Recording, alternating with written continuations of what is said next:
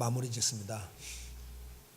1장 말씀을 통해서 제일 강조한 것은 우리가 누군가에 대한 말씀이었습니다. 내가 누구냐, 난 어떤 사람이냐, 그것이 가장 큰 주제였습니다. 우리는 그리스도 안에서 너무나도 존귀한 백성이다. 창세전부터 나를 이미 택해 놓으신 하나님의 사랑 속에 택함을 받은 하나님의 자녀, 예수님께서 보혈을 흘리실 만큼 값어치를 인정하고 귀하게 보는 존재, 성령 하나님께서 끝까지 포기하지 않고 저와 여러분을 인도하고 계시는 하나님의 특별한 사랑을 받는 귀한 존재라고 하는 사실을 꼭 기억해야 됩니다.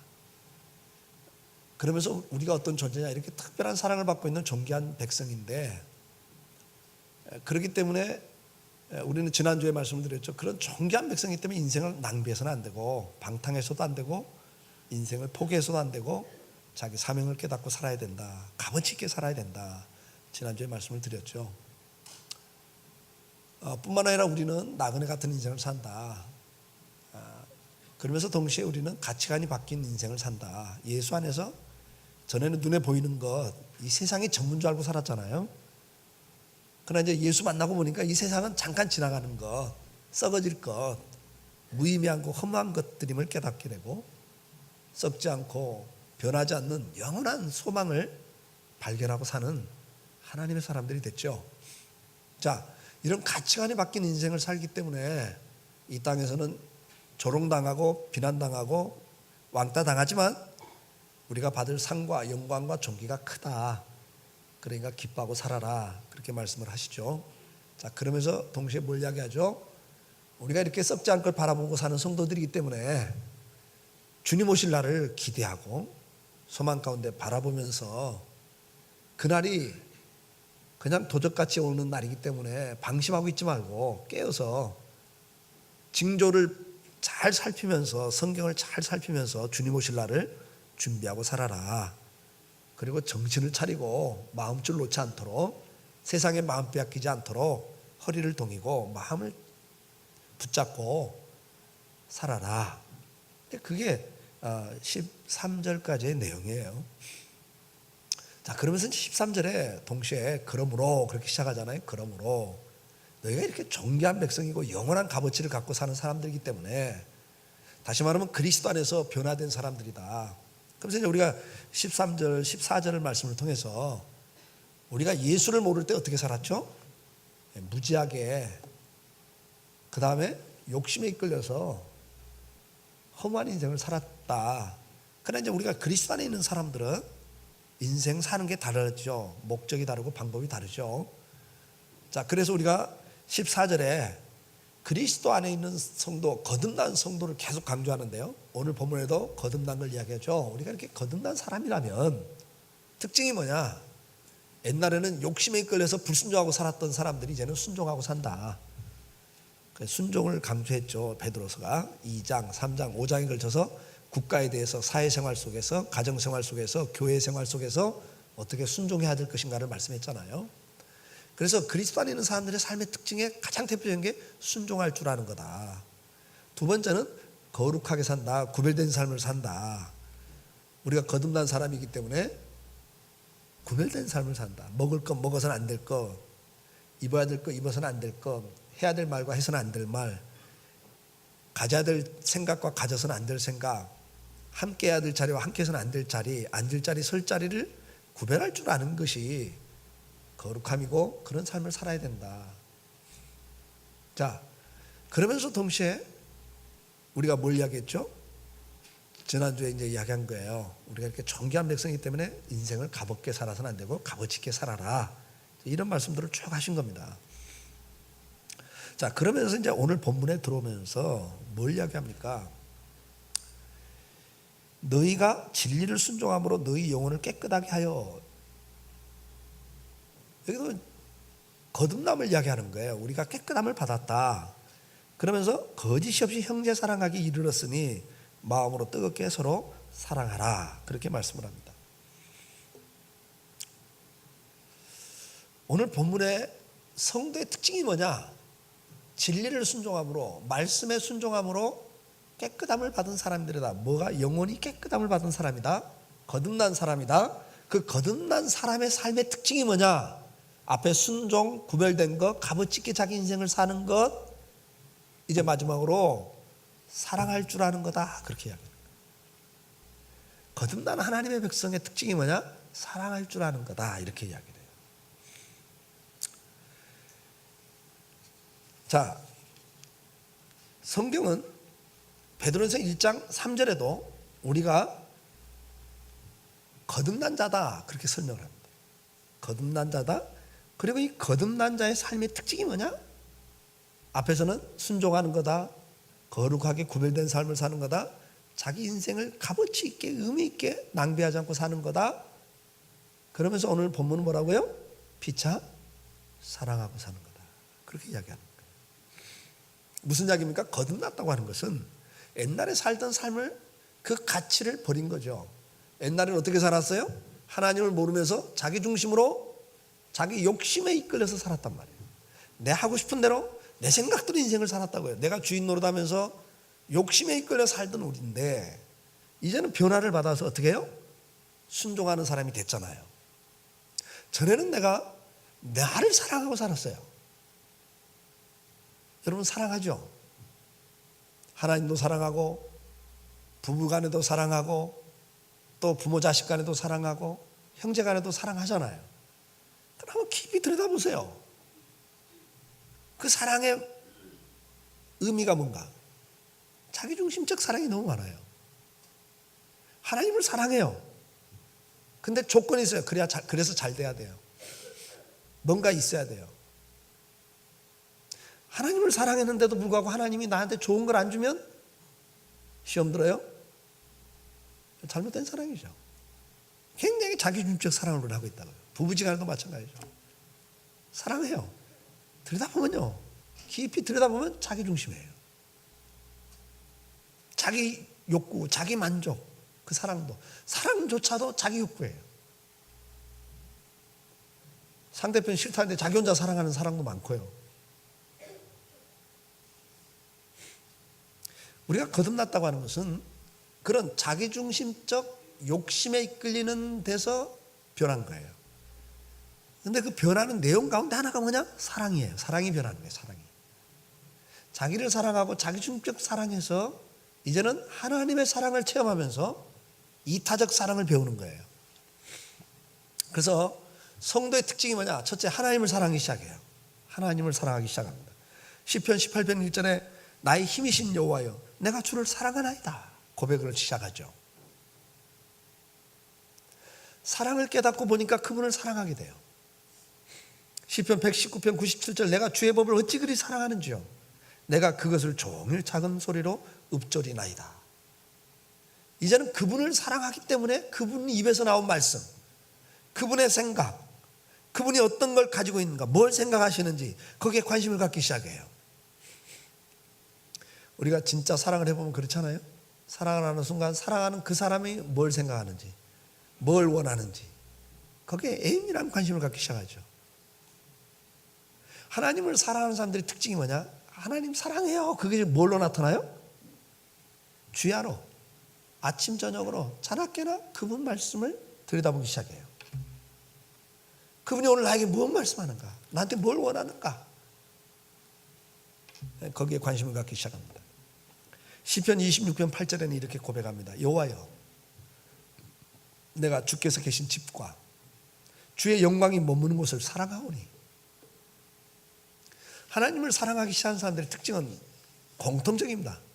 하나님의 성전, 예배를 사랑하기 시작합니다. 예배 드리는 것을 기뻐하기 시작합니다. 예배 드리기 위해서 만든 성전을 사랑하고 모이는 것을 즐거워하기 시작합니다.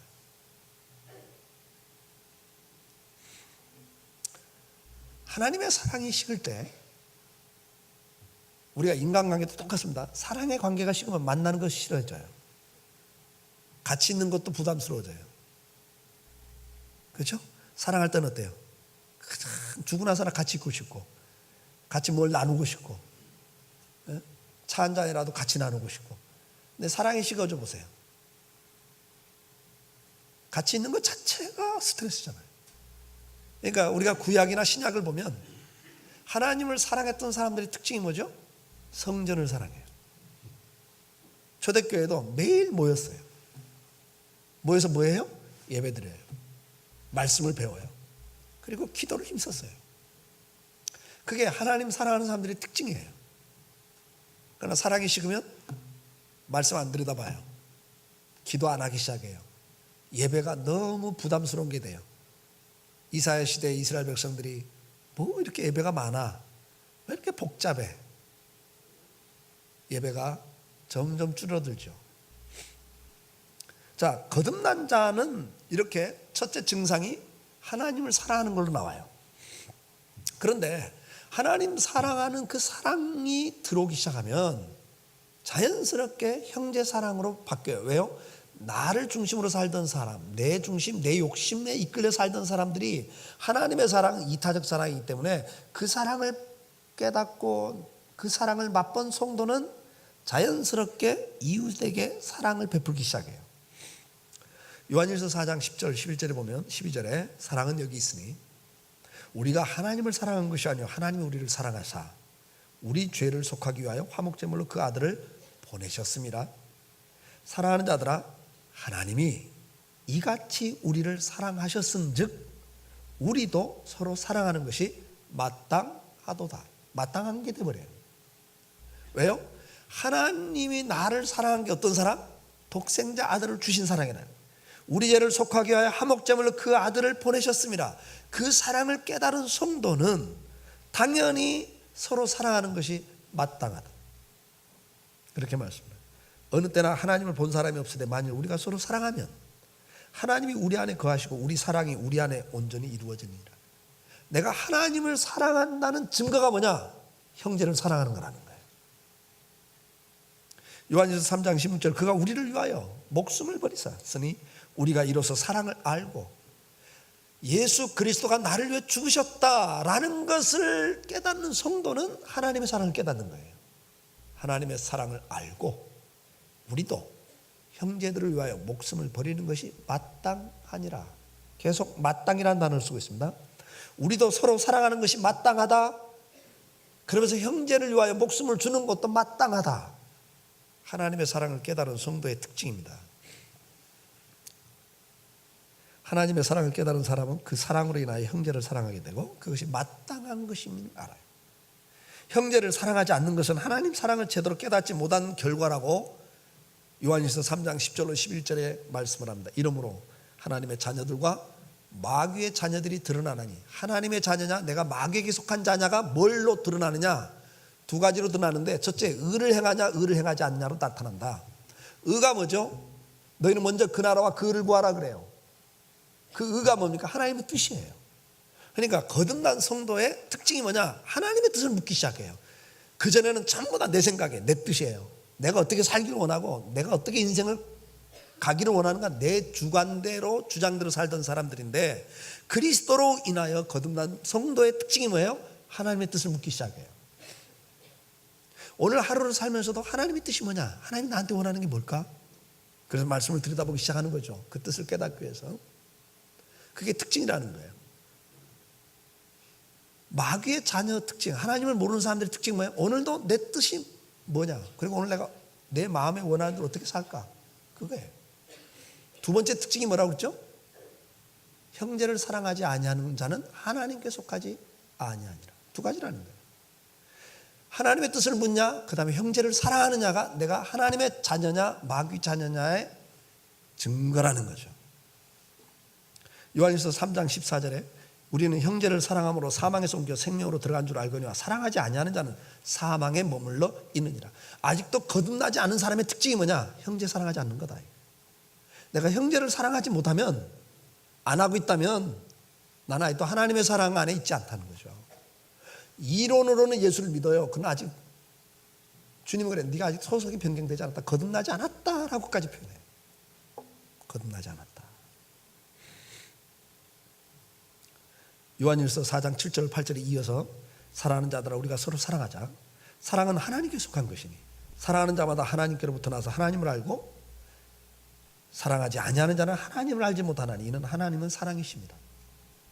우리가 하나님을 알았다, 하나님이 어떤 분인가를 알았다, 하나님의 그 사랑을 내가 알았다 그럴 때 나오는 특징이 뭐예요? 사랑할 줄 알기 시작한다는 거예요. 그래서 20절로 21절에 누구든지 하나님을 사랑하노라 하고 그 형제를 미워하면 이는 거짓말하는 자니. 하나님 사랑해요 그러면서 형제를 미워하고 있다. 너 거짓말하고 있다 지금. 그 말이죠.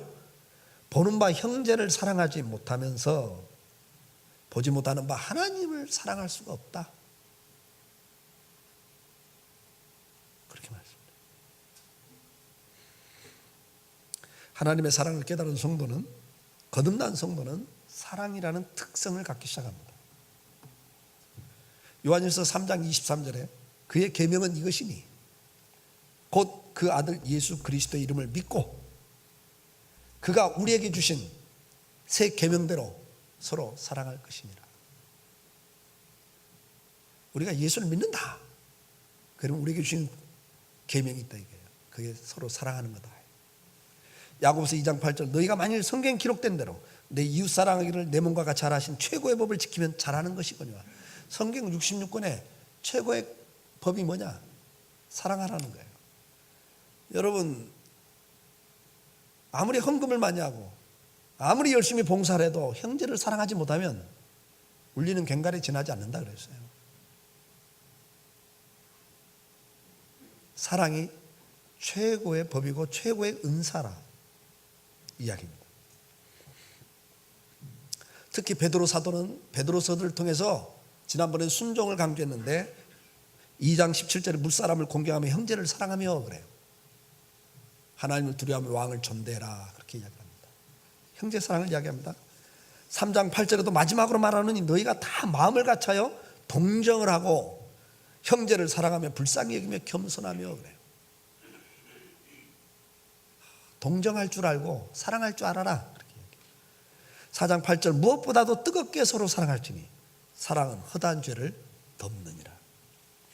베드로서가 베드로 사도를 통해서 우리에게 계속 강조하는 것 중에 하나가 순종을 강조함과 동시에 사랑을 강조하고 있습니다. 사랑하라는. 그러니까 예수 믿는다는 특징이 뭐냐? 구별된 삶을 사는 것이고 순종할 줄 아는 삶을 사는 것이고 그리고 뭐예요? 사랑할 줄 안다는 거예요. 사랑할 줄 아는 게 특성이에요. 여기 뜨겁게 서로 사랑하라 그래요. 오늘 본문에 너희가 뜨겁게 서로 사랑하라. 4장 8절에도 뜨겁게 서로 사랑할지니 오늘 본문에서도 뜨겁게 서로 사랑하라 이렇게 말씀을 하는데 이 뜨겁게라는 단어가 무슨 단어냐? 용광로를 생각하시면 돼요. 여러분 용광로에 최고 뜨거운 게 용광로잖아요. 용광로의 모든 불순물을 제거해버리는, 용광로에 녹여서 모든 불순물을 제거해버리는 순수한 사랑을 말해요. 순수한 사랑. 뜨겁다는 건 막 열정의 사랑을 말하지 않고 무슨 사랑? 순수한 사랑을 말하는 거예요. 여기 뜨겁다는 말은 우리는 그냥 얼핏 열정 그렇게 생각하는데 뭐 뜨겁게 사랑하다가 며칠 안 가서 또 찬바람 나고 그건 사랑이 아닙니다, 여러분. 여기서 뜨겁게라는 말은 순수한 사랑, 불순물이 들어가 있지 않는 사랑, 거짓이 없는 사랑이에요. 못된 마음을 갖고 하는 사랑, 어떤 목적을 갖고 하는 사랑, 가식이나 구실이 있는 사랑이 아니에요. 우리는 사랑할 때 목적이 있어요. 내가 너를 얼마나 사랑했는데 너는 어떻게 나한테 그럴 수 있니? 목적이 있는 거잖아요. 그렇죠? 진짜 사랑해서 하는 거냐 이거죠. 네트워크를 이렇게 하다 보면 지난주도 대전 갔다가 그 다음에 이제 보성 갔다 왔는데요. 뭐 오고 가면서 10시간 이상 운전했더니 몸살이 나버렸어요. 근데 이렇게 네트워크를 하다 보면요. 나는 막 진짜 몸도 안 좋고 진짜 피곤하고 오늘 오후부터 또 집회도 있고 새벽 낮 저녁 집회를 다 인도하려고 이제 체력이 막 감당이 안 돼서 파김치가 되는데 그럼에도 불구하고 갔는데 뭐 일 있다고 안 와. 그러면 속이 상하는 거예요. 아니 선배가 자기들 위해서 그렇게 먼 거리 마다하지 않고 시간 내고 해서 왔는데 뭐 저는 자기 교회 문제 있다고 뭐 좀 복잡하다고 안 와? 섭섭한 거예요. 괘씸한 거예요. 왜 했냐고 말이에요. 내가 왜 네트워크를 해요? 그리스도가 나한테 주신 사랑, 은혜를 나누는 건데 벌써 이게 의도가 있는 사랑이잖아요. 그렇죠? 뜨겁게 사랑하는 말은 그런 어떤 목적, 의도, 가식, 외식적 사랑을 말하지 않습니다. 순수한 사랑을 이야기해요. 그게 바로 하나님 사랑이거든요. 그 사랑은 어떤 사랑입니까? 지속적 사랑을 말해요. 한때는 사랑하는데 어느 때는 사랑 못해. 그런 사랑하지 말라는 거예요. 그러니까 뜨겁게 사랑하는 말은 순수한 사랑, 어떤 의도나 목적이 없는 사랑, 그 다음에는 지속적 사랑이에요. 끊기는 사랑이 아니에요. 불순물이 섞여 있으면 끊기거든요. 그게 다 제거된. 그래서 강철이 뭐죠? 최대한 불순물을 제거한 거죠. 그래서 중간에 어떤 그 공기층이나 불순물이 없는, 그래 안 부러지거든요. 그런 말이에요. 순수하다는 말은 그런 말이에요. 자, 그러면 이렇게 우리가 순수한 사랑을 가지고 뜨겁게 사랑하라고 그러는데 그게 이제 사도행전 2장의 초대교회 모습이기도 해요.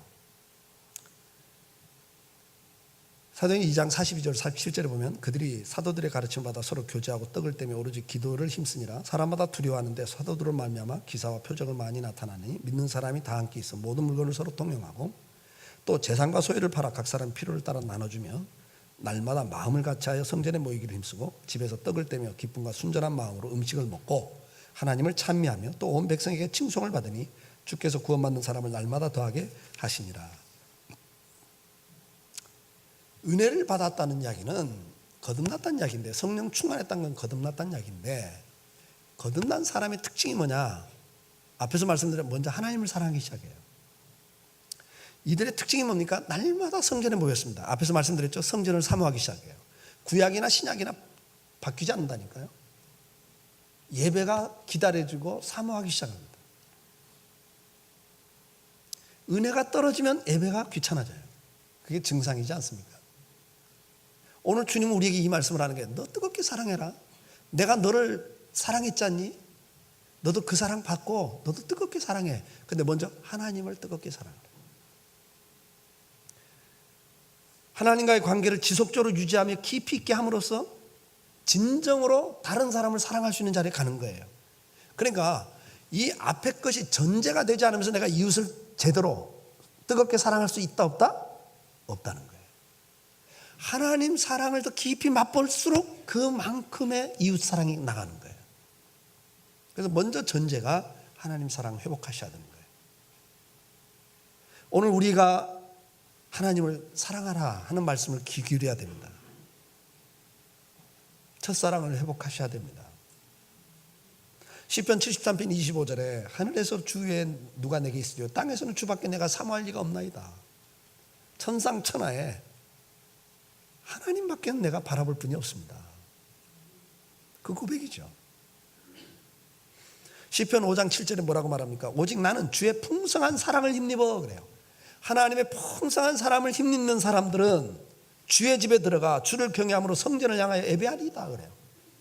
하나님의 사랑을 깨달으면 깨달은 만큼 그들에게 나오는 반응은 하나님의 성전을 사랑하고 가서 예배하는 거예요. 사랑하는 성도 여러분, 저와 여러분의 예배가 회복될 수 있길 축복합니다. 모이는 것이 회복돼야 됩니다. 초대교회가 모이기를 힘썼습니다. 매일 모였어요. 모여서 뭐 했습니까? 차 한잔 마시면서 뭐 그냥 이야기하다 간 게 아니라 모여서 기도에 힘썼어요. 예배했어요. 말씀을 사도들이 가르치는 걸 배웠어요. 말씀 생활, 기도 생활이, 예배 생활이 그들의 중요한 삶의 축이었습니다. 주야로 말씀을 묵상하는 일이 회복되셔야 됩니다. 그걸로 기도할 수 있기를 축복합니다. 예배가 회복될 수 있기를 축복합니다. 예배가 점점 줄어들고 있습니까? 주일 저녁 예배, 수요 예배, 금요 철야 기도에 공식 예배가 있죠. 교회사는. 여러분 그 횟수가 점점 줄어들고 있습니까?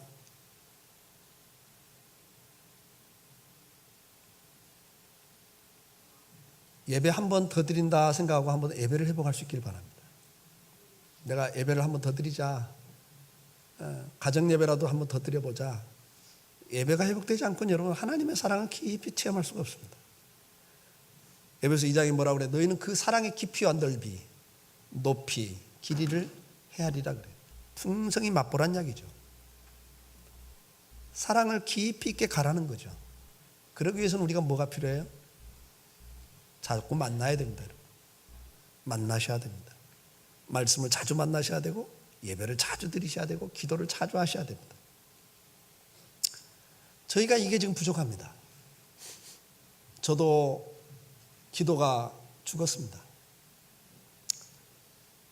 부총회장, 총회장 하면서 바쁘다는 핑계로 기도를 많이 소홀히 했습니다. 기도가 회복되지 않고는 회복될 수가 없습니다. 우리 장로님들 제가 집회 갈 때마다 간증합니다. 참 귀한 장로님들이십니다. 간증거리들이 다 한 분 한 분 있습니다. 다양한 측면에서 제가 간증을 하는데 약한 것이 제가 본 기도입니다. 옛날같이 예배 참석 안 하시고 기도 안 하시면 끝을 제대로 맺을 수가 없습니다. 이번에 새로 임직된 분들 이것 놓치시면 장로 된 게 축복이 하나 지어줍니다. 끝을 잘 맺으셔야 됩니다. 마지막까지 잘 감당을 하셔야 됩니다.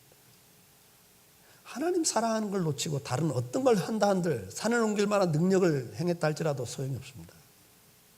여러분 몸을 불살라서 헌신했다. 그래도 사랑 없이 하는 것은 주님이 받지 않습니다. 자기 열심, 주님 앞에는 그것이 외식이고 가증입니다. 주님이 원하지 않습니다. 시편 26편 8절에도 여호와여 내가 주께서 계신 집과 주의 영광이 머무는 곳을 사랑하오니 27편 4절에 내가 여호와께 바라는 한 가지가 있는데 가장 내 인생에서 바라는 게 뭐냐? 그거 내가 구하겠습니다. 한 가지 구하라면 이거 구하겠습니다. 그 말이에요. 곧 내가 내 평생에 여호와의 집에 살면서 여호와의 아름다움을 바라보며 그 성전에서 사모하는 그것이다. 내 인생길에서 가장 소중한 게 뭐예요? 하나님과 교제하고 동행하고 사는 거예요, 여러분. 그건 놓치시면 저와 여러분의 인생은 실패하는 겁니다. 저도 요즘 그 부분을 깨닫고 있습니다. 회복하려고 애를 씁니다. 회복해야 될 부분입니다. 하나님을 사랑하는 자들의 특징은 예배와 기도, 말씀이었습니다. 예배 생활, 기도 생활, 말씀 생활이 무너지면 하나님과의 관계가 다 무너집니다. 멀어지게 되어 있습니다. 그러면 인생은 주님 앞에 와 있지만 외식이 되고 맙니다. 이렇게 하나님을 사랑하는 사람들에게 나타나는 게 뭐였죠? 사도행전 2장에 보니까 이렇게 매일 모여서 말씀을 배우고 기도에 힘쓰고 예배하던 이들에게 나타나는 삶의 특징이 뭡니까? 오늘 본문에 보면 그 사랑이 이웃을 향해서 나가기 시작합니다. 초대교회 성도들의 특징을 뭐라고 설명한가? 다 함께 있어요. 다 함께 있어. 혼자가 아닙니다. 같이 하여. 혼자가 아닙니다. 모이기를 힘썼다고 기록을 하고 있습니다. 은혜를 제대로 받은 성도의 특징은 날마다 함께 있는 것입니다. 하나님과만 함께 있는 게 아니라 성도들끼리 함께 있습니다. 자주 만나는 것이 중요합니다. 요즘 잘 안 만나려고 그러죠. 성도끼리도 부담되고 피곤하고. 그러나 은혜가 있는 성도, 하나님의 사랑을 깨달은 사람은 옆에 있는 사람을 사랑할 수밖에 없기 때문에 같이 있기를 시작합니다. 사랑의 특징은 뭐죠? 관심입니다. 관심을 갖기 시작합니다. 그리고 그 관심 속에 나눌 것을 찾기 시작했습니다. 오늘 본문에 보면 음식을 나눴다 그랬습니다. 요즘 음식은 그렇게 중요하지 않죠. 여러분들에게는 오히려 음식량 줄이느라고 다이어트 하느라고 난리인데. 근데 여러분 지금 생각해 보세요. 지금 아프리카를 한번 생각해 보세요. 영양실조 먹지 못해서 굶어 죽어가는 애들을 한번 생각해 보십시오.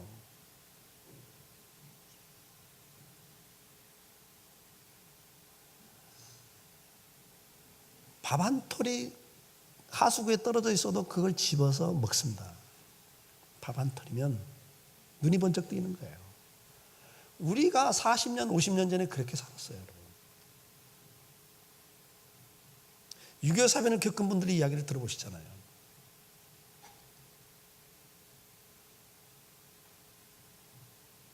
옛날 사진들 보십시오, 여러분. 종로나 청계천, 그 다음에 미아리 달동네, 삼양동 달동네, 여러분 옛날에 달동네 판자촌들,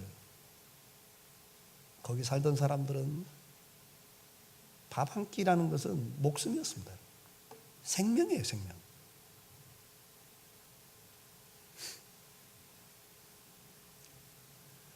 여러분,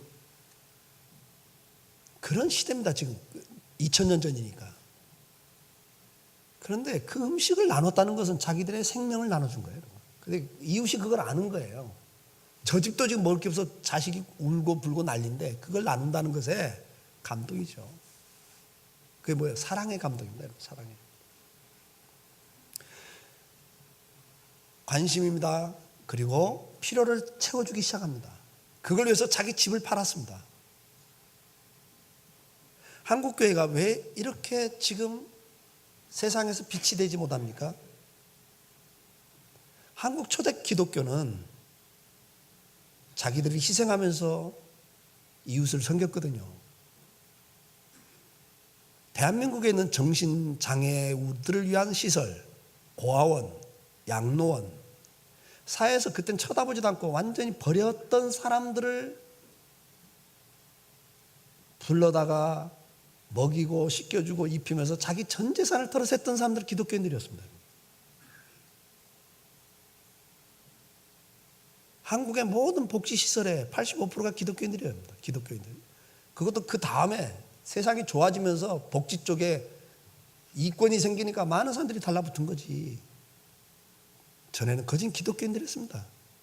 사비를 떨어서 학교를 세웠고 병원을 세웠습니다. 세상 사람들이 볼 때 기독교는 그래서 힘이 있었습니다. 근데 지금은 어떻습니까? 교회가 다 자기 교회밖에 모릅니다. 수많은 돈을 쏟아부어서 예배당을 짓고 자기들끼리 돈을 다 씁니다. 우리도 힘이 없어요, 그렇게. 그러면 교회는 끝입니다. 사랑이 없잖아요. 사랑이란 말이 아닙니다, 여러분. 관심과 나눔입니다. 사도행전 2장에 나오는 나눔은 음식을 나눴다는 건 교인들끼리 나눈 걸 의미하지 않습니다. 교인들끼리도 나눴지만 왜요? 뭘 보면 이웃들이 칭송하기 시작했다 그러세요. 그리고 나도 그런 예수 한번 믿고 싶다. 그리고 날마다 믿고 돌아서 우리가 더 했다는 거죠. 오늘 저와 여러분에게 다시 한번 주님은 말씀을 합니다. 네가 나 사랑하냐? 내가 너를 사랑하는 그 사랑이 네 안에 있냐? 그 사랑이 없다면 너는 내게 속한 자가 아니다. 마귀에게 속한 자다.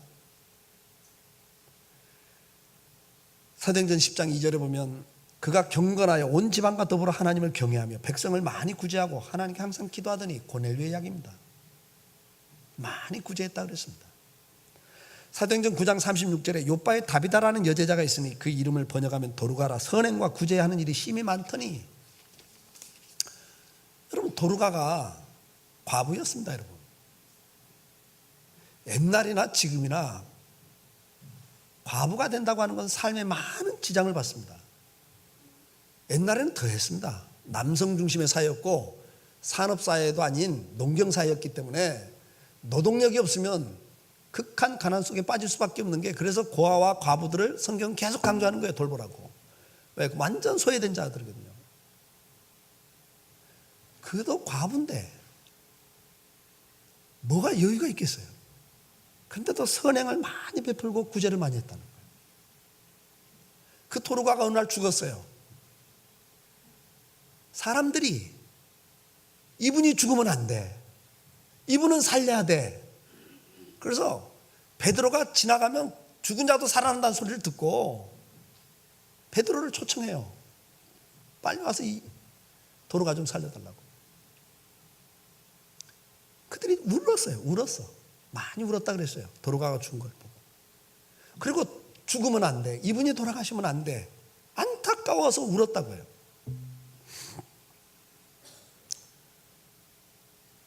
제가 전에도 말씀드렸죠. 저는 초상집을 자주 가는 편입니다. 초상집 가서 유심히 보는 것 중에 하나가 그분이 돌아가신 것에 대해서 얼마나 많은 사람들이 애도하는가를 봅니다. 제가 40대 제가 아버지처럼 따르던 목사님이 돌아가셨어요. 3일 동안을 장례식에 가 있었어요. 그때 제가 충격을 받은 게 있다고 그랬죠. 조명객들의 70, 80%가 우는 거예요. 난 그런 장례식을 본 적이 없어요. 지금까지도 본 적이 없습니다. 그 후로도 본 적이 없어요. 그때 내가 충격받은 게 그거였다고 그랬잖아요. 과연 내가 죽었을 때 몇 명이나 돌아가시면 안 되는데, 이철호 목사님 죽으면 안 되는데, 하나님 살려주세요. 이럴 사람이 몇 명이나 될까? 내 인생 그렇게 살았나? 우는 분들이 그래요. 아무도 몰랐는데, 나 등록금 없을 때 등록금 대줬는데, 우리 목사님이 이렇게 나 어려울 때 와서 쌀 한 말 팔아주고 가셨는데, 그 사랑을 잊지 못하는 거죠. 저와 여러분 인생을 어떻게 살고 계신가요? 사랑, 관심입니다. 그리고 나눔입니다. 오늘 주님은 우리들에게 어떤 의도와 목적이 아닌 하나님의 사랑을 갖고 이런 사랑을 하는 자가 되라고 말씀을 해주고 있습니다. 우리는 예수 안에서 변화된 사람들입니다. 가장 특징 중에 하나가 사랑할 줄 아는 겁니다. 자기를 사랑하고 자기 욕심에 이끌려서 인생을 잘못 살던 자리에서 이제는 하나님의 나를 얼마나 사랑하는가를, 그 큰 사랑을 깨닫고 인생을 제대로 사는 자가 된 것입니다. 욕심에 이끌려서 자기중심적인 자리에서 이제 나를 사랑하시는 하나님을 사랑할 줄 아는 사람으로 변화된 것입니다. 뜨거운 사랑을 합니다. 즉 불순물이 없는 사랑을 합니다. 어떤 잘못된 의도나 목적을 갖는 거짓된 사랑이 아닌 실제적이고 지속적이고 광범위한 사랑을 하기 시작한다는 이야기입니다. 죽어도 생색내지 않는 사랑, 그것에 반대되는 급부를 요구하지 않는 사랑, 상대가 어떻게 하든 지속적으로 변함없이 사랑을 베풀 줄 아는 사랑. 네가 그러니까 나는 이제 그만할 거야가 아닌 지속적 사랑을 말해요. 뜨거운 사랑은. 이런 사랑을 가지고 하나님과 그분의 말씀과 그분의 성전을 사랑하고 사모하면서 그 결과 이제는 그 사랑 때문에 이웃을 사랑하는 그 사랑을 하고 살으라고 주님은 저와 여러분에게 권면을 하고 있습니다. 사랑을 하는 것은 두 가지입니다. 관심 그리고 나눔입니다. 이제는 우리가 주님의 사랑을 깨달았다면 이웃들을 향해서 눈을 돌리셔야 됩니다. 좀 들여다보셔야 됩니다. 그리고 들여다보면서 발견된 필요를 채워주셔야 됩니다. 그것이 사랑입니다. 우리 다 같이 일어나셔서 찬송하시겠습니다.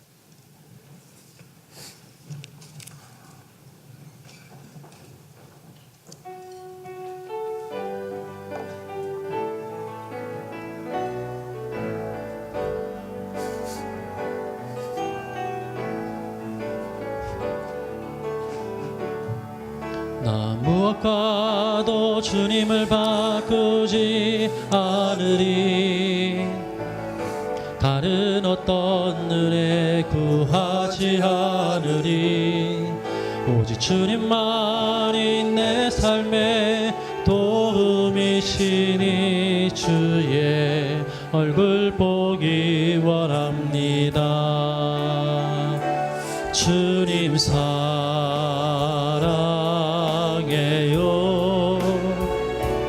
온 마음과 정성 다해 하나님의 신실한 자녀 되기 주님 사랑합니다. 주님 사랑해요.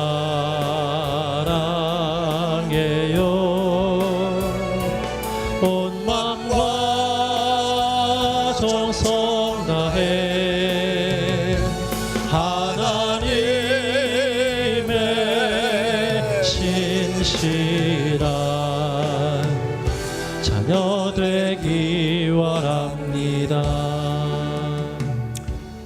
이제는 우리 주 예수 그리스도의 은혜와 아버지 하나님의 그 무한하신 사랑하심과 성령님의 감화감동 역사 인도하심이 예수 그리스도 안에서 거듭난 하나님의 사람으로서 이제는 뜨겁게 서로 사랑하는 그 자리 가기를 마음에 결단하며 하나님을 사랑하기 위하여 예배하는 자리를 한 번이라도 더 찾기를 결심하고 기도하는 자리, 말씀을 읽고 묵상하는 자리를 한 시간이라도 더 만들기를 마음에 결단하면서 동시에 이웃을 향해서 이제는 찾아가서 살피고 관심을 갖고 들여다보며 필요를 채워주는 그 일을 한 가지라도 마음에 하기를 마음에 결단하는 우리 사랑하는 성도들 위해, 저들의 가정과 일터와 자녀들 위해 이제로부터 영원토록 함께 계실지어다.